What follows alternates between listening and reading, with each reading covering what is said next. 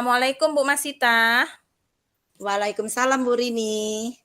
Bu Masita, bolehkah saya meminta waktu Ibu sebentar saja? Saya mau bercerita tentang apa yang saya alami tadi ketika pelaksanaan supervisi oleh pengawas, Bu.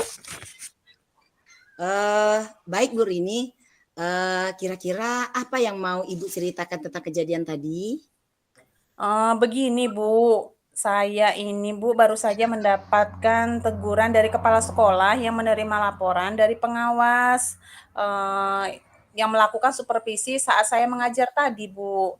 Nah, pengawas sekolah yang melakukan supervisi itu tampak keberatan, Bu, ketika saya mengajar tanpa buku teks. Nah, saya kan mengajar dengan memanfaatkan sumber-sumber belajar lainnya. Ketika diingatkan pengawas tersebut, saya menyampaikan, Bu, jika saya ini tetap mengacu pada kurikulum, walaupun saya tidak menggunakan buku teks. Pengawas tersebut nampaknya itu tersinggung, Bu, dan memberikan laporan tentang hal itu kepada kepala sekolah. Oh begitu Bu Rini. Kira-kira hambatan apa yang menyebabkan Ibu tidak menggunakan buku teks? Saya sudah terbiasa mengajar itu dengan cara tersebut, Bu, dan materi yang saya ajarkan sudah saya kuasai juga. Apa kelebihan yang dirasakan Ibu saat tidak menggunakan buku teks? Saya merasa lebih bebas dan dalam menyampaikan materi, Bu. Nah, kemudian hal tersebut juga sebagai implementasi dari Merdeka Mengajar nggak sih, Bu? Kalau boleh tahu pada saat Ibu menggunakan, pada saat Ibu mengajar ya, Ibu menggunakan sumber belajar apa? Saya Selain buku menggunakan teks. sumber belajar dari internet, Bu, seperti video pembelajaran yang ada di YouTube, kemudian artikel ilmiah dari internet saya ambil, Bu.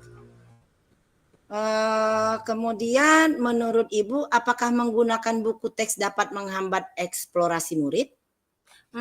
Kalau saya pikir-pikir kembali sih, Bu, ya, penggunaan buku teks itu tidak akan menghambat eksplorasi murid, Bu. Bahkan bisa jadi memperkaya referensi murid dalam mengeksplor materi pembelajaran.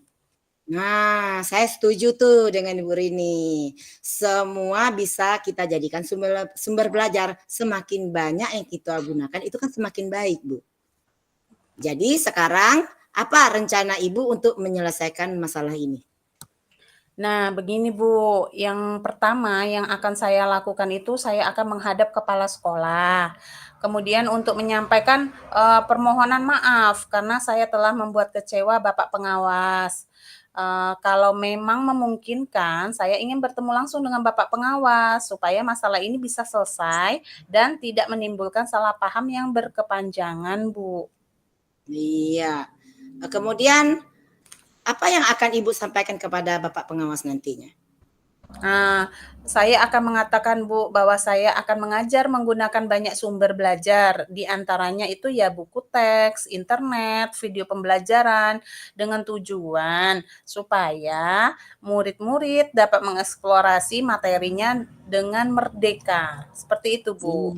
Iya, itu bagus sekali rencana Ibu ini ya, mudah-mudahan berhasil. Kemudian apa kira-kira komitmen Ibu terhadap rencana Ibu ini? Saya berkomitmen untuk selalu membuat rencana pembelajaran yang menggunakan banyak sumber belajar untuk eksplorasi materi, sehingga Bu, murid-murid saya ini dapat menjalankan merdeka belajar dan saya juga akan membuat murid-murid saya senang dalam kegiatan eksplorasi materi tanpa ada unsur paksaan. Akan saya serahkan, untuk pemilihan sumbernya itu kepada murid-murid saya, begitu Bu. Wah, bagus sekali Ibu. Saya sangat mendukung.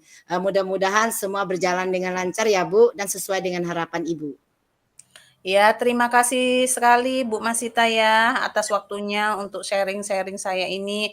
Mudah-mudahan kita semua bisa menjadi guru yang selalu dirindukan oleh murid-murid kita ya Bu ya.